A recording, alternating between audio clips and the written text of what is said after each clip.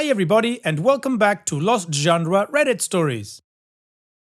This post is from the subreddit Relationships and it's by user Dan Sees. The fiance, 30s male, of my best friend, 29 female, wants me, 29 female, to stop calling her the nickname I gave her. I don't know how to diplomatically tell him no. So there's me, 29 female, my best friend, 29 female, and her fiance, 30s male. They just got engaged last week. I'm going to be her maid of honor. Yay! Her fiance is fine. We're not BFFs or anything, but he's cool. He's kind of a socially awkward nerd, and it's hard to get him to open up without bringing up what he's most interested in, what he does for a living, whatever TV shows he's watching, and then the conversation with him can get a little one-sided. My best friend and I have been friends since we were 15. Many years ago, before my best friend started dating her fiancé, she and I watched The Wire together. We both now consider it our favorite show. Anyway, after watching that show, I started calling her D as a nickname because, well, her name starts with D, and also there's a character we both liked who was also called D. I almost exclusively call her by her nickname now. I got this very unexpected message from her fiancé last night on Facebook. He told me that now that he and Dee are getting married, he kindly requests that I stop calling her by the nickname I gave her, as it's not a very mature way of addressing her. I would hate to think you calling her that during our speech at our wedding. He also went on to say that he never approved of that nickname anyway, because the character gets murdered in the show and he doesn't like that imagery associated with my future wife. I'm not the most diplomatic person, so I don't entirely know how to respond. I'm not even entirely sure if I should say anything at all. There's ha ha ha. Also, part of me wants to send back, sure, no problem bro, I'll just start calling her Bodhi instead, or maybe Omar. Oh, I know, I'll start calling her Snoop. Snoop would be a great fit for her. A similar part of me wants to agree with him and then during their wedding just use her nickname constantly during my speech. And there's another, admittedly angrier part of me that wants to say, what? Are you kidding me? No, request denied. Oh, and F you, don't ever dictate to me how I should interact with my best friend. There's also this weird possessiveness associated with his wording of the message. He never calls her by her name, just a lot of my future wife and my fiance. My best friend is fiercely independent and I know she wouldn't appreciate being talked about like that. So maybe I should forward the message to her saying something like, hey, your fiancé just sent this to me and I don't really know what to make of it. Well, OP, he's definitely an idiot. I mean, he doesn't have a say on this. This is something between you and your best friend. If you want to call her any other letter of the alphabet or whatever you want, that's something between you and her. As long as your friend is okay with whatever nickname you gave her and you keep calling her, that's it. That's where it stops. And if he doesn't like it, he should talk to his future wife about it, and tell her, hey, you know what? I'm not really a big fan of the nickname your best friend gave you. Do you think she could stop? And that's as intrusive as he should get on this topic, and if she says, no, I like the nickname, I'm gonna keep it, matter closed. Now, one thing I wouldn't do is reply to him in any way because I'm not gonna acknowledge or validate his message. I'm just gonna send it to my best friend and say, hey, I just got this message from your fiance and wanted to touch base with you first before I do anything. So, do you agree with this? Should I stop calling you D? And then she should either confirm or deny what her fiancé said. If she doesn't want you to keep calling her D and she just didn't know how to do it, maybe this is one way. But if she doesn't really care about it and she says, no, you can still call me D, well then F him and his opinion is invalidated. And then she can address this issue with him. And what do you guys think about this whole situation? Let me know in the comment section, and now let's move on to the community comments to see what they said. Not Falling Down says, how about this? Call her whatever you want, but during the wedding speech, call her by her given name. Not because he asked you to, but because that wedding will be full of people who are not in your private friendship with D, and you should show some respect for them by using the name in the speech that nearly everyone in the room knows her by. Maybe one day says, whatever you do, do not use your speech to sabotage their wedding. Yes, this guy seems oddly possessive, and I think you should follow other people's advice by forwarding your friend the email and asking her if she shares her future husband's opinion. But even if she does not share his opinion on the nickname, don't play the prank of saying okay to her fiancé's message, then turning around and dropping her nickname all throughout your maid of honor speech. A wedding is not the time to do that. It'll ruin the day, and suddenly one of the biggest days of your friend's life will be all about you and your "I was here before her husband" act of defiance. And that makes you no better than her husband, because then the two of you are playing a weird possessive game of who lays first claim to a fully grown independent adult. Mixed Metaphor says you need to speak to your friend. Just playing devil's advocate, is it possible that your friend is not as comfortable with the nickname as you think she is, and that rather confront you about it, she's spoken to him privately and he's taken it upon himself to try and sort it out? Likely not, but just want to put it out there that it might be a possibility. Like I say, either way, you should talk to your friend. OP's edit. I forgot to add that my best friend and I are both bisexual, and we have made out in the past. Just made out. A good handful of times in high school, we were like, we need to practice for our future boyfriends. But now that we're older, we laugh about all that now and are like, right, yeah, boyfriends, sure, And I don't know, 4 or 5 times in college, while drunk at parties. We had talked about dating each other, but I don't know. We love each other, but I don't think we would ever be in love with each other.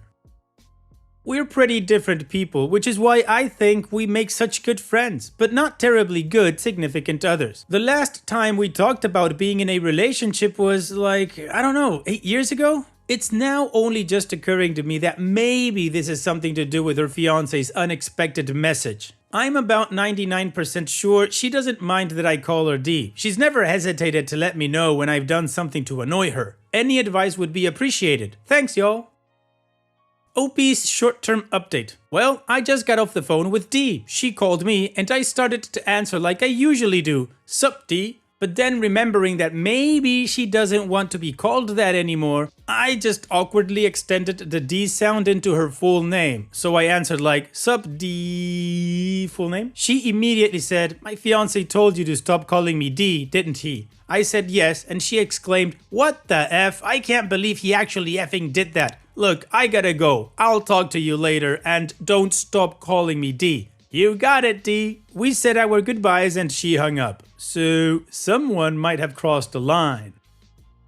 Alright, well, the community gave OP pretty sensible advice about how to deal with this, talk to your friend, and OP gave us some additional context about their background. Also, the boyfriend effed up. So let's move on to the update to see what happened next and if this thing blew up or not. But of course, before that, here's another one of my playlists for you guys to enjoy after this video.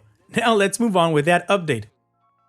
D and her older brother are very close and she wanted him to be one of her bridesmaids. I guess that would make him a bridesman or something. Whatever, doesn't matter. Anyway, the message her brother received said that that would no longer be happening as the wedding was going to be traditional and D's brother would be replaced with the fiancé's sister, who lives on the other side of the country and who D has met like 4 times? D's cousin was also messaged informing her that because of her lifestyle, she's gay, she will no longer be a part of D's bridal party. However, if her cousin leaves her wife at home for the wedding, her position will be reconsidered. Another of D's bridesmaids has short hair, a nose piercing, and small but visible tattoos. Again, dismissed from the bridal party unless she changes her appearance to be more presentable. And then there was me. I guess he couldn't find much dirt on me, so he just decided to reprimand me for my choice of nickname for her, or something, I don't effing know. She was completely unaware that any of this had happened and was just quietly sitting at home alone when her brother called her and was like, what the hell is going on? D was understandably very confused and her brother explained the message. At first, she thought he was kidding, but he forwarded it to her. She immediately called her fiancé, who was out with friends, and demanded an explanation. He calmly explained that yes, he did send that message to her brother and he messaged the other members of her bridal party as well and told her his reasons why. As if on cue, her phone starts blowing up with texts and phone calls from her cousin, understandably as her cousin arguably got the worst message out of all of us. Dee basically said to her fiancé, "You need to come home right now," hung up on him and called her cousin. After spending time calming her cousin down, she called me and we had our brief but informative conversation. And then she called her tattooed friend. At this point, it's been about half an hour since she first called her fiancé and he still wasn't home. So she called him again, being like, "Where are you? Come home right now." Her fiancé then tells her, no, he will not be coming home right now. He is out with friends and will return when he chooses to. He threw in, "You're being emotional right now anyway. I expect you to stop acting like a child by the time I return." She was so furious that she just hung up on him. He finally meanders his ass home and she immediately loses her crap at him. He keeps telling her to stop being irrational and think logically, to which she basically responded with, "What the F are you talking about? There was nothing rational or logical about what you did." He starts talking about how weddings aren't just about the bride. Dee is not the type of person to think that her wedding is going to be about her. It's about bringing family and friends together, and he can't have people like your friends in front of all of his friends and family. Oof, I'm calling time of death right now. What about his professional reputation? He's some highfalutin lawyer. What will his parents think when they see her friend with all the piercings? She has one nose piercing. And me calling her some ridiculous black name. Eesh. During my wedding speech. Look, I never use this phrase, but this is the phrase that I can think of. What is this? I don't even. Black name? Black name? Dee at this point was so furious that she tried to throw him out, but he just sighed, sat down on the couch and said, "You are being utterly ridiculous right now. I'm not leaving. You need to calm down." So she decided to leave instead. As she was packing her stuff, he kept heaving great sighs and calling some variation of, "You're being so irrational, calm down," to her from across the apartment, so she left. She called me absolutely livid, asking if she could come over to my place. I, of course, said yes, and when she arrived, she told me everything that happened. There was one point when we were talking when she covered her face with her hands and just started sobbing. She said that she knew that their relationship hadn't been going well for a while. All he did was go to work, spend time with his other obnoxious lawyer friends, come home, watch CNN or MSNBC, and sleep. Their conversations became painfully one-sided, where he would talk endlessly about something she didn't find interesting, and whenever she would try to change the subject, he would basically wait for her to stop and then keep talking as if she had said nothing at all. He never helped to clean around the apartment, as cleaning was not as important to him as it was to her, so she should do it, and it was going to get messy again anyway. He stopped holding her hand in public. If she was upset or sad about something, he would always find some excuse to leave. I mean, the list kept going. He's just this thoughtless, self-centered jerk. Honestly, I always got douchey vibes from him, but I never knew he was that big of a douche. She and her fiancé texted last night and this morning, and again there was more. "Stop this, you're being childish, come home." She said she wasn't being childish, that there were some really serious problems in their relationship and she didn't think they could move forward without some premarital counseling. He replied, "Fine, now are you coming home tonight?" It initially took her a few hours for her to respond to that text.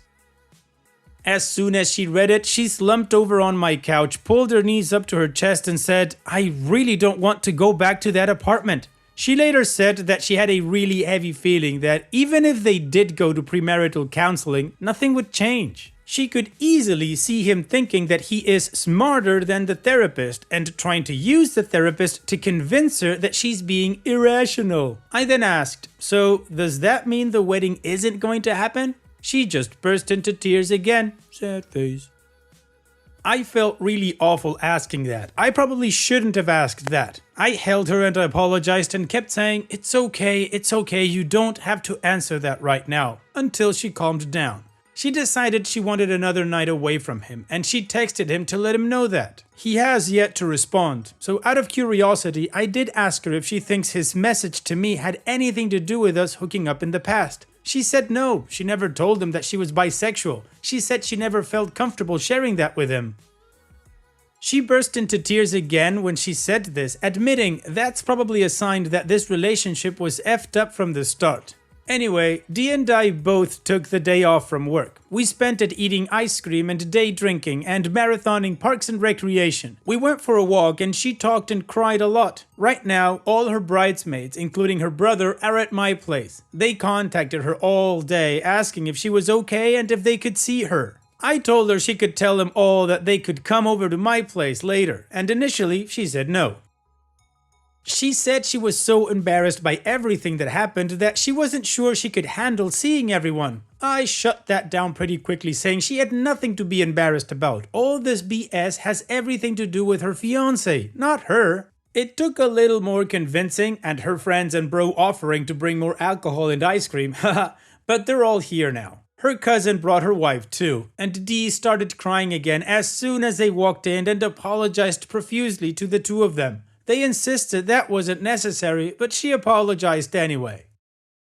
She's gonna spend the night at her brother's tonight. I told her she was welcome to stay here, but her brother and his wife had, like, an actual house, and so there are guest rooms she can stay in, as opposed to my one-bedroom apartment. Said brother is making her favorite dinner right now. There's about 20 pints of Ben & Jerry's in the fridge and more wine and vodka than you can shake a stick at. We still got Parks and Recreation on in the background and we're all piled on my couch with her. She's all burritoed up in a blanket and I dumped a basket of stuffed animals on her head earlier today, which made her crack up laughing. Basically, we're all just trying to be there for her as best we can. Well, OP, I guess Dee is going to be dodging a crap cannon bullet. Like, seriously, where's this guy coming from? It's just gross. It's a good thing that she sees him for who he is, and hopefully they're going to end this thing soon. So on that note, I'm going to wish Dee and you, OP, of course, the best in the future. Thank you for sharing and take care. And after that whole mess, I definitely need a mood booster post. So if you do too, then stay with me and let's move on with that. This post is from the subreddit Malicious Compliance and it's by user MD Lapla. Professor is forced to do a speech. Complies to the max. Back when I was in high school a long time ago, whenever an important date approached, it est Independence Day, etc., we would line up in the courtyard and would have to be standing still in the formation and one of the teachers would do a speech about the date and the importance of it.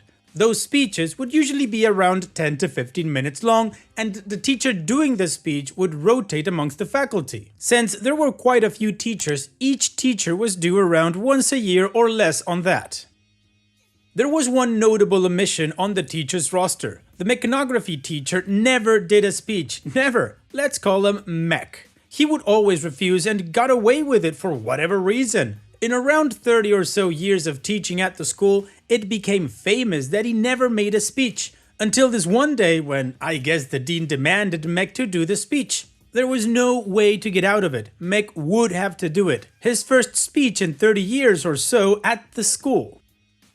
Even some of the faculty, former students of Mech themselves, were excited to see the outcome of this power struggle between Mech and the dean. So we lined up at the courtyard, 150 students, 15 to 20 teachers, etc, etc. And Mech took the stand and the mic with definitely a smirk of malicious compliance on his face. And he delivered more than 45 minutes of an absolutely drowsing speech telling every single minutia detail and fact about the date in question.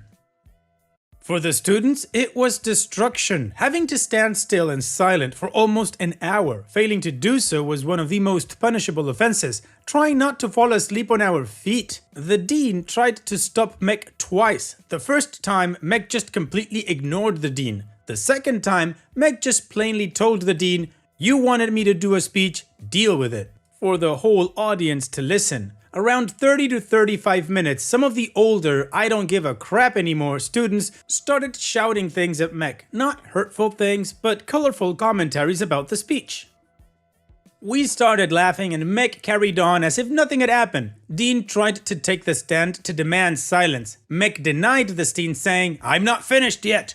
That day, we lost 1.5 hours of teaching time. We ended up hating Meg for the torture he put us through. When he finished, the dean had no choice but to give us a short unscheduled break before returning to class. Over the years, I realized what an absolute masterpiece of malicious compliance Meg delivered. Meg never did a speech again at this school. Well, this is absolutely on the dean. He should have been a little bit more clear with the instructions. Thanks for sharing, OP. And that's it for today's video. Thank you so much for taking the time to watch it. Now, if you've gotten to this point in the video, I assume that you like these stories that I'm reading out. So here are a couple more that you might enjoy. And if you don't have any time to watch another story right now, save it for later. And also, don't forget to hit that subscribe button.